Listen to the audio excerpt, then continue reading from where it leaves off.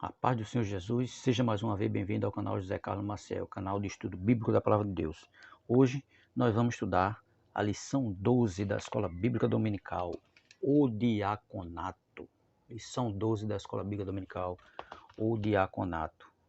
A nossa lição, ela tem a sua leitura bíblica em classe, 1 Timóteo, capítulo 3, do versículo 8 ao 13. O objetivo geral da lição, mostrar a importância da função do diácono. Os objetivos específicos, que são 3, analisar o estilo de vida diaconal de Jesus, explicar a instituição do ministério de diácono, 3, discorrer sobre o perfil e a função do diácono.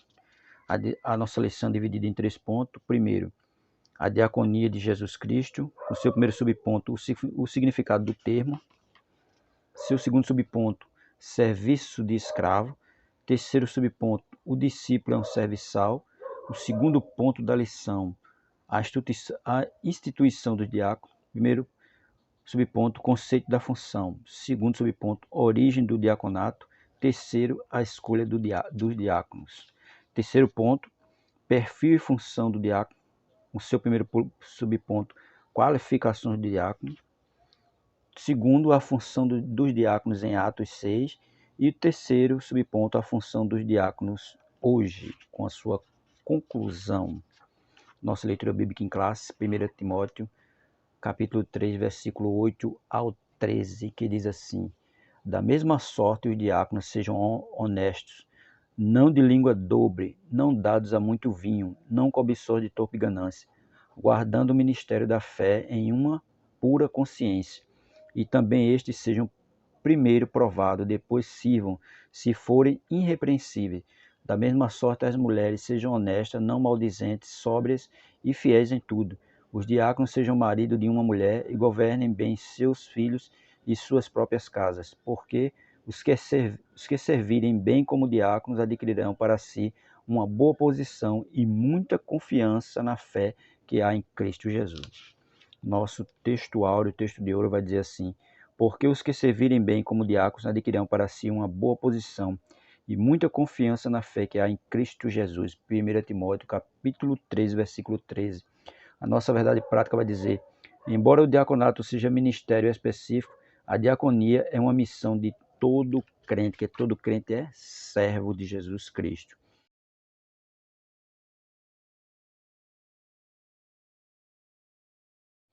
E na introdução da nossa lição, desde já agradecendo a você que está inscrito no canal, você que tem comentado, visualizado, curta, comente, se possível compartilhe os vídeos com alguém para que nós possamos alcançar o maior número possível de pessoas. Na introdução da nossa lição, vai dizer assim: na sequência do estudo das funções eclesiásticas, estudaremos nesta lição a respeito da função de diácono. Este é escolhido pelo Senhor para servir na igreja local, notadamente em assuntos de ordem material. No início da igreja, Satanás tentou impedir o seu avanço em pelo menos 3 táticas. Primeiro, ele tentou suprir a igreja por meio da perseguição, pela força de autoridade judaica, Atos capítulo 4. Segundo, tentou corrompê-la com a mentira e a hipocrisia através do casal Ananias e Safira, Atos capítulo 5. Terceiro, ele promoveu dissensões internas, Atos capítulo 6, verso 1.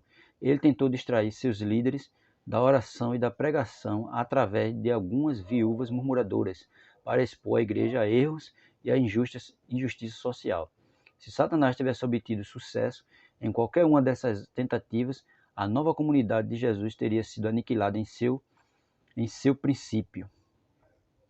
Todavia, os apóstolos estavam alerta o suficiente para detectar as ciladas do diabo. Eles resolveram, então, designar homens de boa reputação, cheios do Espírito Santo e de sabedoria, para que cuidassem do sustento da igreja e do cuidado com os pobres, liberando os apóstolos para a dedicação exclusiva à oração e ao ensino da palavra de Deus.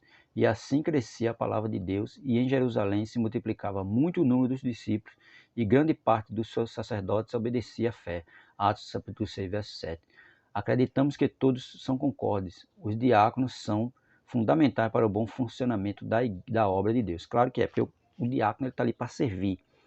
O pastor muitas vezes não pode estar no meio da igreja, mas quem está no meio da igreja ali observando, vendo as pessoas que estão adentrando ao templo, a organização do templo, tudo é quem? É o diácono. É o diácono que faz serviço, é o diácono que serve a ceia, é o diácono que cuida dos dízimos das ofertas, cuida da estrutura do templo, são os diáconos.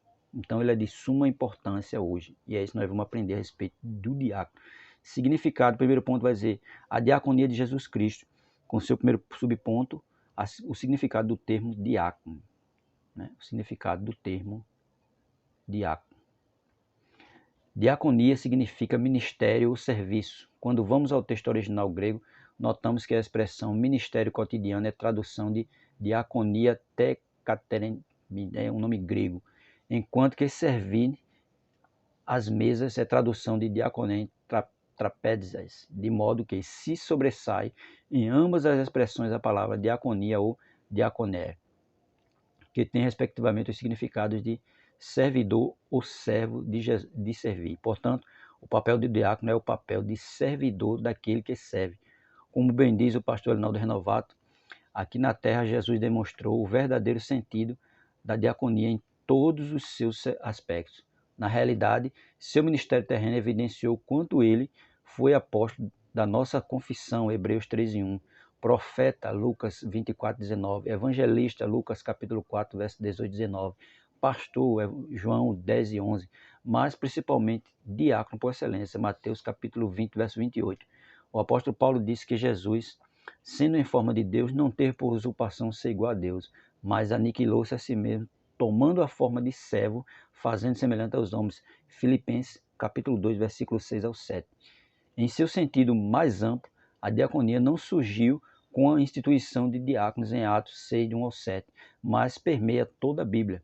No Antigo Testamento, os profetas chamavam a atenção dos reis e do povo para os órfãos, viúvas e os pobres que estavam sendo oprimidos e privados de seus direitos.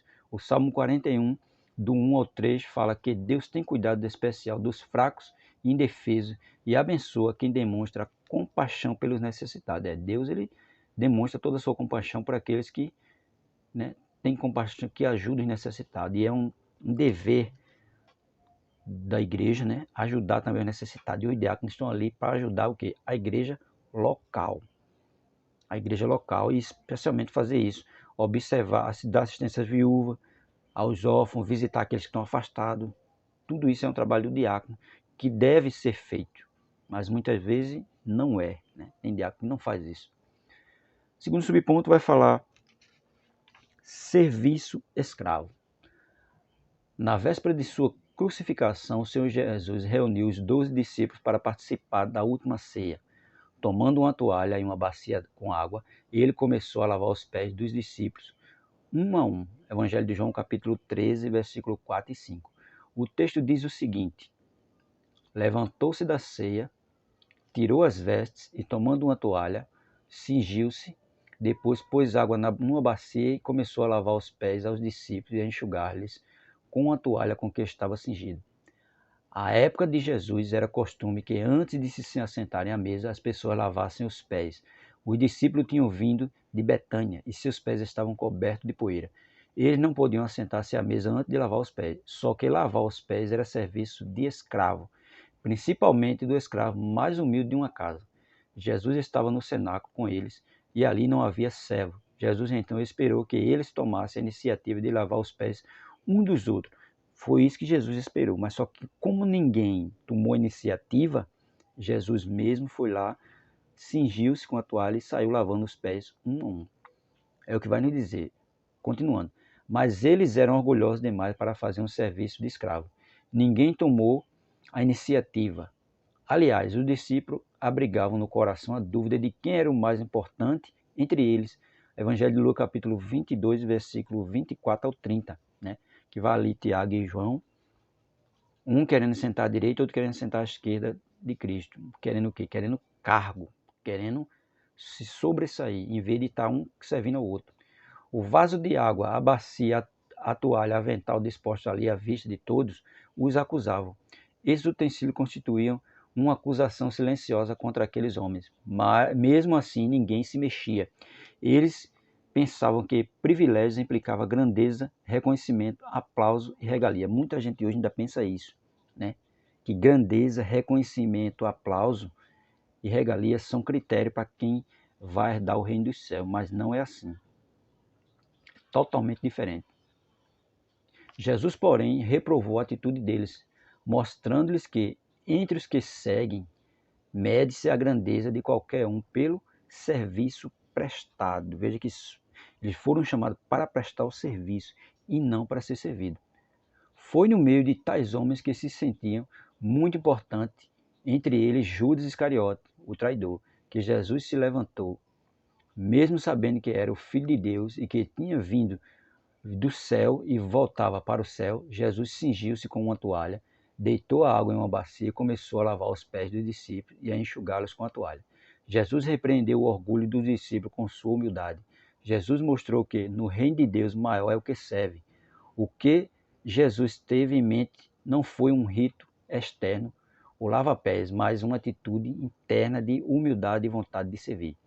A grandeza no reino de Deus não é medida por quantas pessoas estão ao seu serviço, mas a quantas pessoas você está servindo, porque Jesus ele não veio para ser servido, ele veio para servir. Por isso que ele vai dizer, aquele que quer ser o primeiro, seja o último, né? Porque uns estão aqui para servir o outro. Ele mesmo vai dizer que não veio aqui para ser servido, mas sim para servir. Devemos ter o mesmo sentimento que houve também em Cristo Jesus, Filipenses 2:5. Ele, sendo Deus, não julgou com usurpação ser igual a Deus. Ele se esvaziou, se humilhou, ele sofreu morte humilhante, morte de cruz. Né? Sendo o soberano do universo, cingiu-se com uma toalha. Sendo o rei dos reis, inclinou-se para lavar os pés sujos dos discípulos. Ah, como precisamos hoje dessa lição de Jesus. Temos hoje muitas pessoas importantes na igreja, mas poucos servos, é verdade. Poucos servos. Muita gente no pedestal, mas poucas inclinadas com a bacia e a toalha na mão. Muita gente querendo ser servida, mas poucas prontas a servir. Muito pouca gente querendo servir. Tem mais gente querendo ser servido do que servir. Então essa é uma lição muito importante para nós, porque para Deus não é o importante, para Deus não é grandeza se tiver muitas pessoas para nos servir, não. Mas para Deus é sinal de grandeza de quantas pessoas nós estamos servindo. A humildade de Jesus repreende o nosso orgulho. Devemos nos vestir da humildade, porque aquele que se humilhar será exaltado. Lucas capítulo 14, verso 11. O cristão mais pobre, o mais fraco e o mais ignorante pode todos os dias encontrar uma ocasião para praticar amor e humildade. Cristo nos ensinou a fazer isso. Entre os discípulos, um novo tipo de relacionamento deve prevalecer. Ou seja, os discípulos devem ser servos, diáconos, um dos outros e escravos, doulos de todos, né? Porque isso é o princípio do evangelho, né? Que nós sejamos que servo de todos, que nós estamos aqui para servir a todos. Mas tem gente que não quer servir ninguém, ele só quer ser servido. Mas o diácono, a diaconia, né, imposta por Jesus é uma diaconia de servidão. Está aqui para servir, tanto pastor, evangelista, presbítero, diácono, auxiliar, todos estão aqui, tem que estar com só pensamento de servir a igreja de Cristo, de servir ao corpo de Cristo. O corpo de Cristo são todas as pessoas. Terceiro subponto vai falar: o discípulo é um serviçal. É bom enfatizar que o objetivo de Jesus Cristo nunca foi a de estabelecer uma hierarquia de poder temporal para a sua igreja, mas a de serviço, conforme demonstra a sua resposta aos filhos de Zebedeu. Mas entre vós não será assim. Antes, qualquer que entre vós quiser ser grande, será vosso serviçal. E qualquer que dentre vós quiser ser o primeiro, será servo de todos. Porque o Filho do Homem também não veio para ser servido, mas para servir e dar sua vida em resgate de muitos. Marcos capítulo 10, versículo 43 ao 45. Veja que ele não veio para ser servido, mas ele veio para servir a todos e dar a sua vida em resgate de muitos. Essa foi a missão de Cristo. Ele podia muito bem aqui exigir que alguém servisse a ele, mas não, ele veio servir a todos e morrer por todos. Jesus, percebendo a ambição no coração dos seus discípulos, chamou-os à parte e ministrou-lhes uma lição sobre o espírito de grandeza que predomina no mundo. Ser grande no conceito do mundo é usar o domínio sobre as pessoas para desvantagem destas e para a vantagem de quem assim domina, né? Que muita gente hoje quer tirar vantagem dos outros. Ele acha que ele tirando vantagem dos outros, ele é maior de que as pessoas, mas não, pelo contrário, ele está sendo o menor. Porém, no reino de Deus, a pirâmide está invertida. A grandeza é medida pelo serviço e não pela dominação. Ser grande é ser servo. Ser grande é estar a serviço dos outros, em vez de ser servido pelos outros. O padrão de Deus é que uma pessoa deve ser um servo antes de Deus promovê-la a uma posição de liderança. Foi dessa maneira que Deus trabalhou com José, Moisés, Josué, Davi e mesmo com Jesus, Filipenses capítulo 2, versículos 5 a 11. Se não sabemos obedecer a ordem, não saberemos da ordem. Antes de uma pessoa exercer autoridade, deve saber o que é estar debaixo de autoridade. Pense nisso, porque Jesus obedeceu, né? Ele disse que eu vim para fazer a vontade do meu Pai.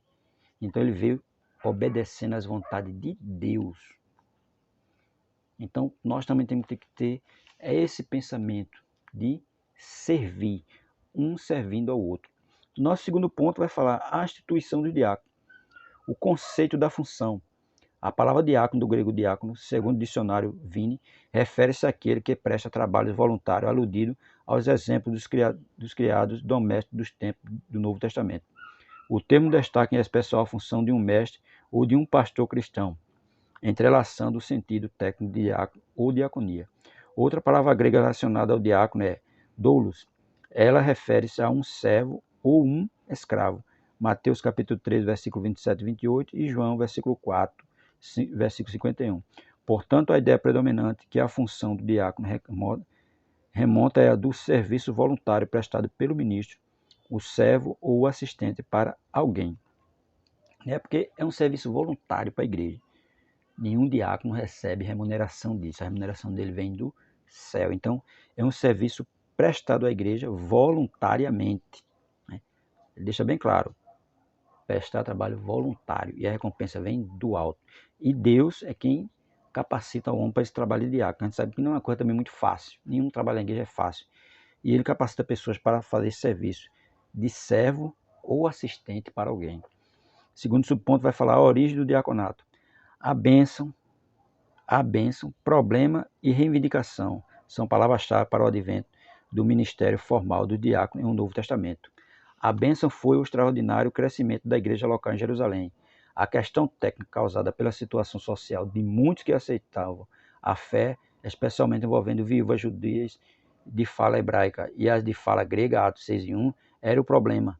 A reivindicação pode ser vista na manifestação verbal destas viúvas que, sentindo-se injustiçadas pelo que elas interpretaram ser uma forma de discriminação dos líderes da igreja de Jerusalém, cobraram sua assistência. Atos 6:1. Elas estavam cobrando que não eram assistidas pela igreja.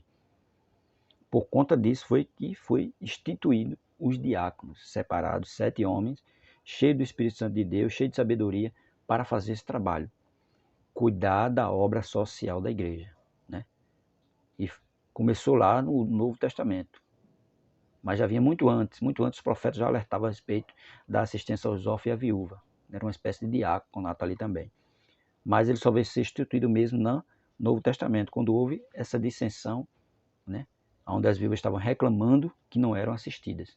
Então foi aí instituído o ministério de diácono, para que eles possam assistir as viúvas, a igreja, os órfãos, cuidar da parte material da igreja, por conta disso aí. Porque se não tivesse acontecido isso, a igreja tinha ficado, uma verdadeira guerra, uma verdadeira discussão ali a respeito de por que não estava assistindo as viúvas, ia terminar trazendo um mal-estar. Mas Deus, usando os seus servos, usaram sabedoria e instituiu esses 7 homens para fazer esse trabalho, porque ele mesmo não podia. Eles estavam preocupado com o quê? Com a oração e a ministração e o ensino da palavra. Então, era essa a função dos discípulos. E ele não podia abandonar esse trabalho. Tinha que ter alguém para fazer o diaconato. Por isso que foi instituído naquela época. Terceiro subponto vai falar as escolhas dos diáconos. Para resolver o impasse orando e impondo as mãos, os apóstolos separaram 7 homens de boa reputação, cheios do Espírito Santo e de sabedoria, para administrar uma questão étnica e social. Atos capítulo 6, versículo 2 a 7. Foi uma decisão de caráter pacificador e de muito bom senso para a igreja não se perder em permanentes desentendimentos. Veja que, se não tivesse acontecido isso, ia haver um grande desentendimento no meio da igreja. Mas os discípulos, usados pelo Espírito Santo, tiveram sabedoria para não deixar O desentendimento toma conta da igreja naquela época, porque a igreja estava o quê? Nascendo, crescendo. E com tudo que ela estava crescendo, não podia haver, né, dissensões. E se eles não usam de sabedoria, ia ter uma grande dissensão ali, ia ter muita confusão, ia ter muito desentendimento. O objetivo era estimulá-la a resolver a questão, reconhecendo o caminho equivocado antes aderido pelos líderes até aquele momento. Assim, eles puderam executar as mudanças necessárias e resolver uma questão que poderia trazer sérios problemas para a igreja de Jerusalém. Não era, porque estava havendo uma discussão a respeito da assistência da viúva e dos órfãos. E se aquilo ali continuasse, ia trazer grande problema para a igreja, né? Principalmente com os que estão de fora observando o crescimento da igreja e os que estão dentro. Porque sempre quando há problema, tem muita gente de fora observando. Então, para que isso não afetasse o crescimento da igreja, foi instituído os diáconos para resolver esse problema. Dar assistência às viúvas, assistir os órfãos e cuidar de toda a parte que envolvia, né, social e material da igreja, foi instituído por isso.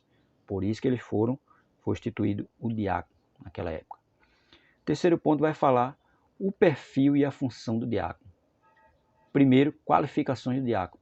As qualificações exigidas para os diáconos são muito similares às dos presbíteros, embora não tão rigorosas.